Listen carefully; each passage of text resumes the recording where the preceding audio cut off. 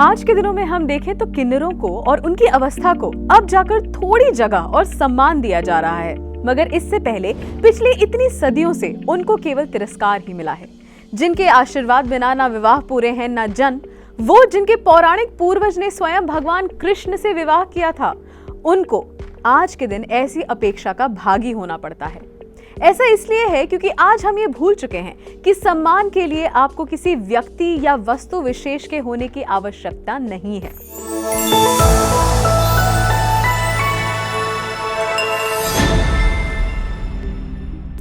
प्रकृति और हिंदू पुराणों ने ये बात हमें बार बार समझाई है कि मनुष्य नर हो, नारी हो या उसका संबंध कैसा भी और किसी के साथ भी हो, वो अपने उस उद्देश्य को पूरा करता है जिसके लिए उसने जन्म लिया है। और अधिकतर ये देखा गया है कि जब ऐसे लोग बिना दूसरों की चिंता किए अपना काम करते जाते हैं तो इतिहास भी उन्हें बहुत प्रेम और सम्मान से याद करता है। इसका एक बहुत बड़ा उदाहरण है महाभारत में, जिनकी हम बात कर रहे हैं। आप जानते हैं, इन्हें कृष्ण का पति माना जाता है। जी बिल्कुल सही सुना आपने, द्वारकाधीश रसिया कृष्ण का पति, जिनके बारे में आज हम आपको बताएंगे। इन्हें हिंदू धर्म में किन्नरों का देवता माना जाता है। ऐसा भी कहा जाता है कि इन्हीं के कारण किन्नरों की प्रतिष्ठा बढ़ी थी।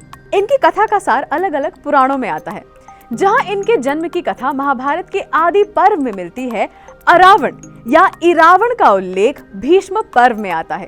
वहीं अरावण का विस्तृत वर्णन हमें 9वीं शताब्दी में लिखी महाभारत की तमिल संस्करण परता वेनपा में मिलता है। तो कथा कुछ यूं आती है। अपने भाइयों के दिए वचन को भंग करने के कारण अर्जुन को निष्कासित कर दिया गया और उसे 12 साल के वनवास के लिए भेज दिया गया। अर्जुन उत्तर पूर्वी क्षेत्र यानी नॉर्थ ईस्ट की ओर बढ़ चले, जहां वो गंगा नदी किनारे तपस्या करने लगे। भागवत पुराण और विष्णु पुराण में बताया जाता है कि इसी नदी में नागलोक था, जिसके राजा थे कौरव्य।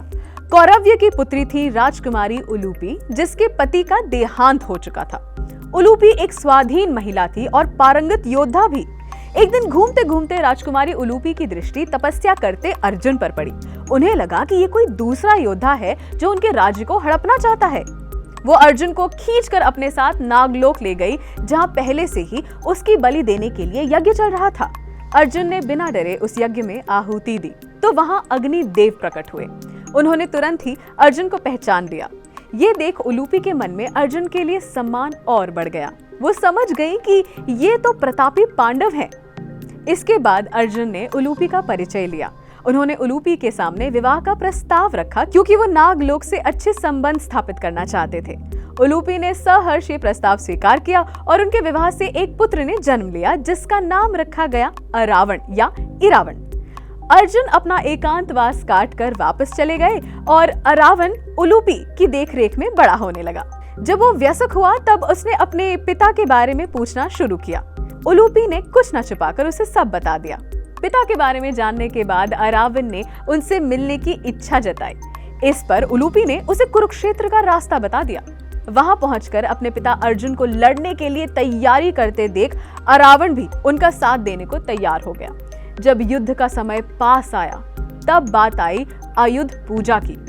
आयुध पूजा एक महत्वपूर्ण यज्ञ होता है जो कि किसी भी युद्ध से पहले माता काली को प्रसन्न करने के लिए किया जाता है, जिसमें एक विशेष योद्धा की बलि चढ़ाई जाती है। अब कुंडलियों का मिलान करके उस एक योद्धा की खोज शुरू हुई जिसमें बलि बनने लायक 32 लक्षण हो। ऐसे 3 ही योद्धा थे पांडवों के पास, कृष्ण, अर्जुन और अरावण। जब कृष्ण को यह पता चला तो वो सीधा उलूपी के पास गए और उसके पुत्र की बलि जगत के भले के लिए मांगी। उलूपी पहले तो नहीं मानी, पर जब स्वयं अरावण ने कहा कि वो तो माता काली का ही भक्त बनकर मरना चाहता है, तो वो मान गई। मगर इससे पहले कि अरावण की बलि दी जा सके, उसने कृष्ण से एक इच्छा मांगी। उसने कहा कि उसे एक योद्धा के समान ही अंत्येष्टि चाहिए। ऐसा करने में समस्या बस एक थी, अरावण तो अविवाहित था और एक ऐसा योद्धा जिसकी मृत्यु निश्चित हो, उससे कौन कन्या विवाह करना चाहेगी। मुहूर्त बीता जा रहा था और पांडवों की जीत के लिए कौरवों से पहले बलि देना महत्वपूर्ण था। तब अरावण की इच्छा को पूरा करने के लिए स्वयं कृष्ण ने अपना रूप बदला। उन्होंने मोहिनी का रूप धरा और अरावण से विवाह किया। उन्होंने उसे अपने पति के रूप में स्वीकार किया और उनके विवाह को संपन्न किया। महाभारत की तमिल संस्करण में बताया जाता है कि अरावण ने कुरुक्षेत्र के युद्ध में भाग लिया और 8 दिन तक खूब लड़ा, मगर उसने कृष्ण से ये वचन लिया था कि मरणोपरांत भी वो पूरा युद्ध देख पाएगा। इसलिए उसके सर को 8वें दिन के बाद भी बाकी के युद्ध के लिए पूरे 18 दिन कृष्ण ने अपनी माया से जीवित रखा। युद्ध तो नियति के अनुसार ही हुआ और पांडव जीत गए, परंतु अरावण का नाम इतिहास में अमर हो गया। आज भी दक्षिण भारत में अरावण को किन्नरों के देवता के रूप में पूजा जाता है। अरावण की प्रतिमा बहुत रोचक है क्योंकि ये सिर्फ एक सर होता है जिसके माथे पर वैष्णव तिलक और बड़े बड़े कान होते हैं, जिसे बड़े सुंदर तरीके से सजाया जाता है। आज भी अरावण और कृष्ण के अनूठे मिलन को नाटकीय ढंग से मनाया जाता है और इसे कुवगम के नाम से जाना जाता है, जो धूमधाम से तमिलनाडु के कुथंडावर मंदिर में मनाया जाता है। हिंदू कैलेंडर के चैत्र मास यानी अप्रैल मई के महीने में होने वाले इस 15 दिन के त्योहार को किन्नर अरावण से विवाह रचाकर मनाते हैं और महाभारत की मोहिनी का स्मरण करते हैं। इस पूरी कथा से यही पता चलता है कि सम्मान तो हमारे शास्त्रों का अभिन्न अंग है और ये कोई और ही संस्कृति है जो हमें लोगों के लिंग को लेकर उनका तिरस्कार करना सिखाती है, क्योंकि हमारे पुराणों में तो ये साफ साफ दिखता है कि सम्मान पाना और देना आपके लिंग पर नहीं, आपके कर्म पर निर्धारित होता है।